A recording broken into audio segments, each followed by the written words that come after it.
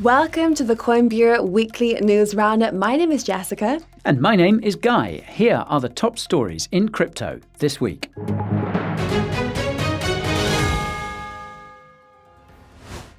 Blow off top.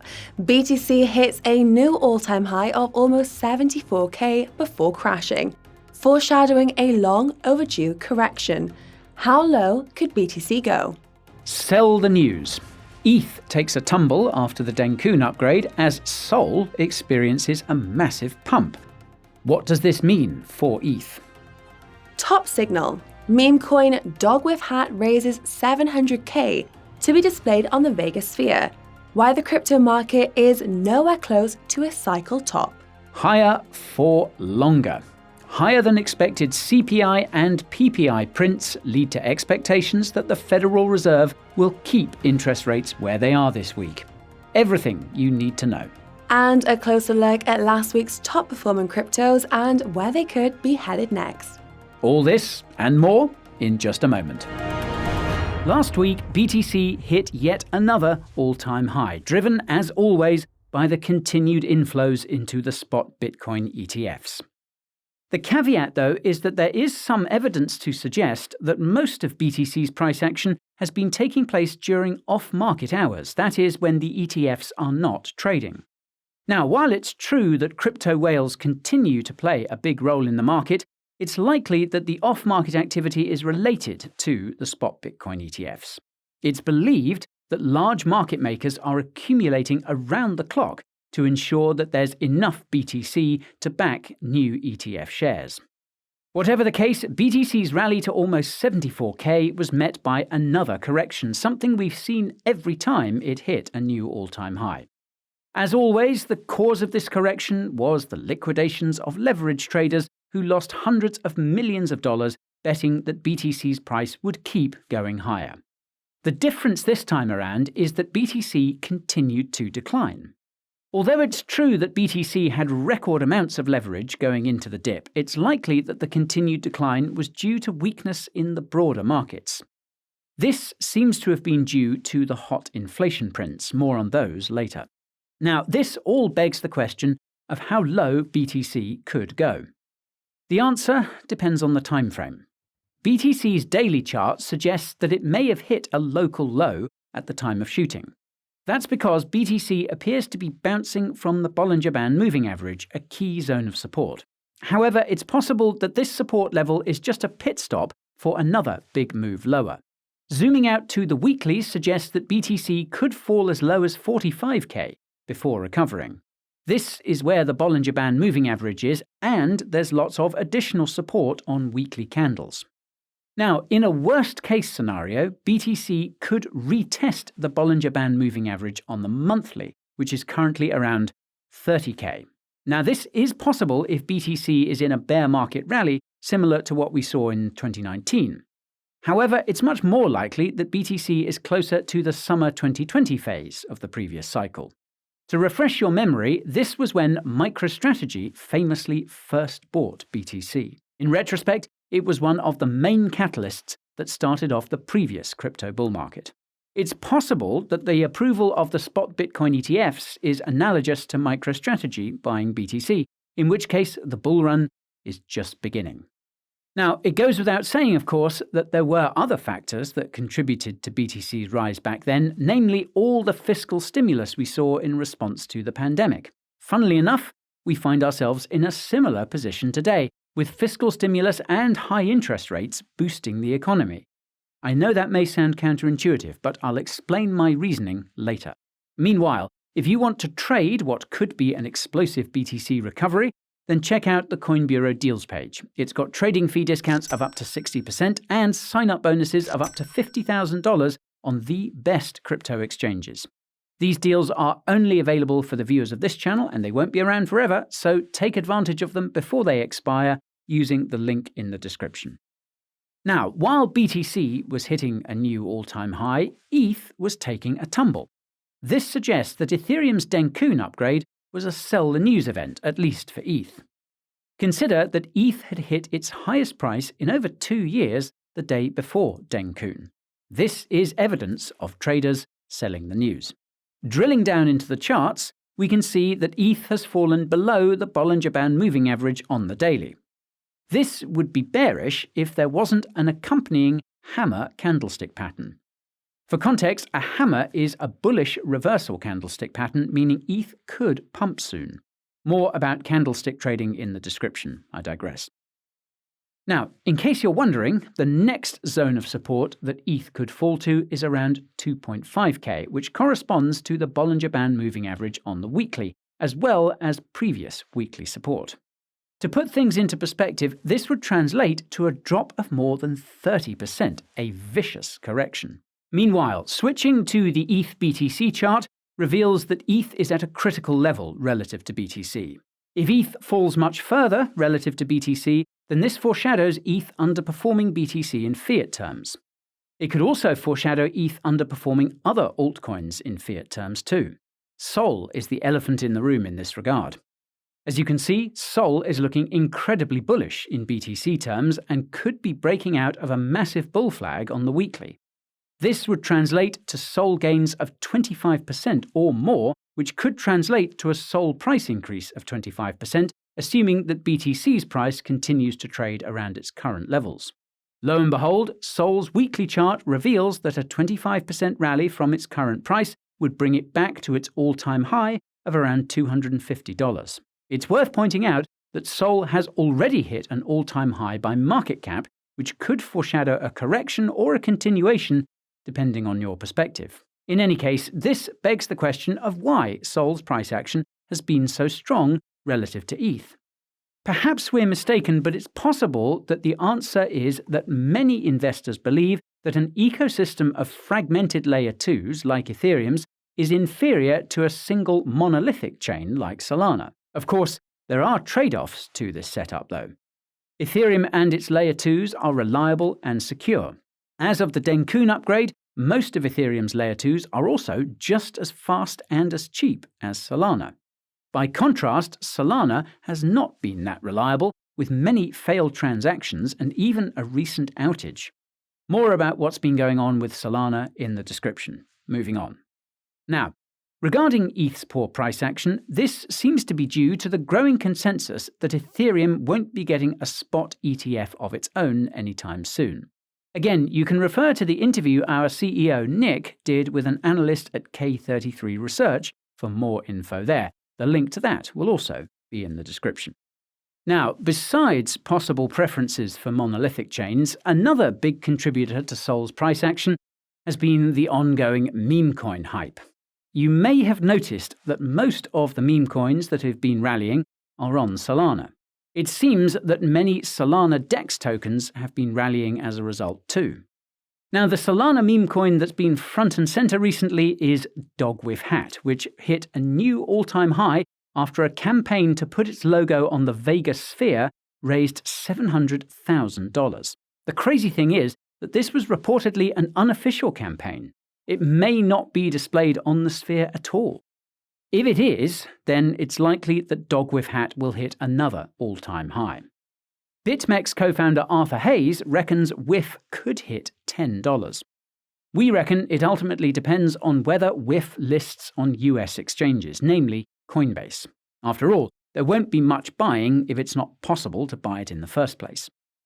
Note that we'll be doing a video comparing WIF to Doge and SHIB, so be sure to subscribe to the channel and ping that notification bell so you don't miss it. And while you're at it, smash that like button to give this video a boost in the algorithm.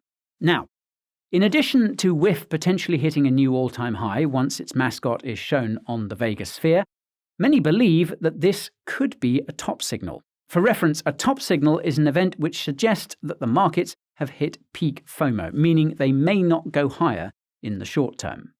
When you realize this, you start to realize that there have been lots of events lately that could be interpreted as top signals. For example, the rumors that Qatar will be buying $500 billion worth of BTC. Some would say that the record levels of leverage we saw on BTC recently were a top signal themselves. The catch is that these are just a few indicators, and there are many more to suggest that the crypto market has further upside. For instance, if you follow our friend Ben Cowan, you'll know that the number of views and subscribers to crypto YouTube channels is only just starting to creep up. Similarly, Google searches for things like buy crypto are at levels similar to late 2020, which is further evidence to the idea that BTC is fully out of bear market territory and at the beginning of a new crypto bull market. I suppose hitting a new all-time high was evidence enough, but there's nuance there too. More about that in the description. Now, one could argue that indicators like views, subscribers, and search terms don't matter, as each cycle is slightly different. This could very well be the case, but one thing that's been consistent over time is the relative duration. If trends are turning up now, they will continue to do so for another year at least. During that time, you can expect to see BTC, as well as most other cryptos, make new all-time highs. Make no mistake, there will be some massive corrections along the way, and it's possible we're at the beginning of one of them. This depends on what happens over the coming days. Yes, I refer, of course, to the Federal Reserve, which will be announcing its latest interest rate decision this Wednesday. More importantly, it'll be releasing its updated Summary of Economic Projections, or SEP, which includes a forecast for where the Fed believes inflation and interest rates will be in the future. To bring you up to speed, the Fed raised interest rates to fight inflation and has been keeping interest rates high to bring inflation back down to its 2% target. Inflation had been falling until late last year, when it seemed to have bottomed. Last week's CPI and PPI prints suggest it could be stuck at 3%, or even rising. As I mentioned earlier, the higher-than-expected CPI and PPI prints appear to have caused a market correction and could be contributing to the weakness we've seen in BTC and the rest of the crypto market. If the Fed reveals it wants to keep rates higher in the SEP, there could be another leg lower. However, this assumes that the crash was due to the high inflation prints and that the Fed will backtrack on its recent decision to cut rates in the future. In the case of the former, it's possible that it's simply due to a change in passive flows, something explained by macro analyst Sem Carson. Basically, most of the investing in the stock market is coming from automated buying by pension funds and the like. Last Wednesday was apparently the last day of strong inflows from passive funds for the first quarter. This could mean another 2 weeks of relative weakness, regardless of what the Fed does. Now, when it comes to the Fed, it's unlikely that the central bank will pull a 180 on the rate cuts it's promised. If you're subscribed to our weekly newsletter, then you'll know exactly why that is. If you're not, then make sure to do so using the link in the description so you don't miss our next weekly market forecast. But back to the Fed. Now, another thing we mentioned in our weekly newsletter was the importance of the Treasury Department in this whole equation. It's believed that the reason why there hasn't been a recession in the US is because of fiscal spending, that is, government spending, which continues unrestrained. Given that this is an election year, it's likely that the US government will continue spending as much as possible to keep the economy and the markets propped up. The last thing anyone wants is a big recession or a crash, especially given how polarized politics has become in the US these days. The thing is that what matters the most to the markets is not what's true, but what investors see. If most investors believe that everything is being determined by the Fed, then that will continue to be the case, at least in terms of short-term moves. This means the Fed could still cause a correction this week. However, it also means that this correction could be short-lived, as the fiscal spending will continue behind the scenes. And not only that, but the billions being paid out by the Treasury to bondholders will continue to get spent into the economy and the markets. These bondholders include rich people and corporations. In short, then, it looks like it could be up only, barring some external shock from some unforeseen macro or crypto factor. Obviously, there's no shortage of those these days, but waiting around for them to happen has proven to be a bad strategy, and even when they do happen, the response will be money printing. And with all that said, it's about time we looked at last week's top-performing cryptos. Jessica, take it away. Thanks, Guy. Well, last week's top performing cryptos were Jupiter, OX, PYTH Network, Conflux, and Toncoin. Starting with Jupiter, its Jupe token appears to have pumped due to all of the meme coin trading happening on Solana.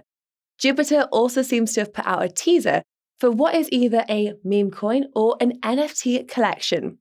Let's be real, it's probably a meme coin.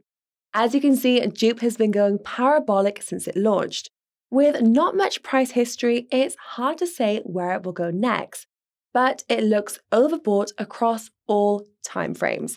A correction in the short term would not be surprising. Next up, we have OX, whose ZRX token appears to have pumped due to the launch of Matcha, a DEX aggregator built by OX on Base, the Ethereum Layer 2 created by Coinbase. As you can see, ZRX has literally gone vertical and appears to be hitting a key zone of resistance on the weekly. In a similar fashion to Jupe, it could see a correction in the short term before heading higher, as it is extremely overbought. As for PYTH Network, its PYTH token appears to have pumped due to the creation of the PYTH Council and subsequent governance proposals. The reason why this is so bullish is because PYTH needs to be sufficiently decentralized to land a Coinbase listing, which it's currently missing. Like Jupe, PYTH has been going parabolic almost since it launched. The difference is that the rally appears to be a little bit more sustainable, at least on the daily chart. Even so, a correction is likely coming sooner rather than later. When it comes to Conflux, its CFX coin appears to have pumped due to a launch of a liquid staking protocol for the coin called Shui. Sounds eerily similar to Sui. Anyways, CFX's price action has been explosive on the weekly, and it's hard to see how much higher it could go without a correction. As the saying goes though, the markets can stay irrational longer than you can stay solvent. Don't underestimate upside surprises during a bull market. Finally, we have Toncoin, whose Toncoin appears to have pumped on the news that Telegram plans on going public, i.e. listing its shares on stock exchanges. A Telegram game on Toncoin called Notcoin also appears to be gaining traction. Like the other top performing cryptos, Ton looks incredibly overbought. The difference is that it could be on the brink of an even bigger breakout on the long-term charts. But just remember that this breakout may only come after a short-term correction. If you want to know what cryptos are pumping and also where you can trade them, then be sure to join the Coin Bureau Insider Telegram channel using the link in the description. And that is all for today's Coin Bureau Weekly Crypto Review. If you enjoyed it, then you know what to do. Hit that like button, subscribe button, and bell icon too. Don't forget to check out our deals page where we have massive trading fee and hardware wallet discounts and airdrop bonuses of up to $50,000 on some of the best exchanges, only for the viewers of this channel. Also, if you want to pick up some snazzy crypto merch, the Coin Bureau merch store has it all. You can find the link to those resources and many others in the description below. Thank you so much for watching, and we'll see you all in next week's episode.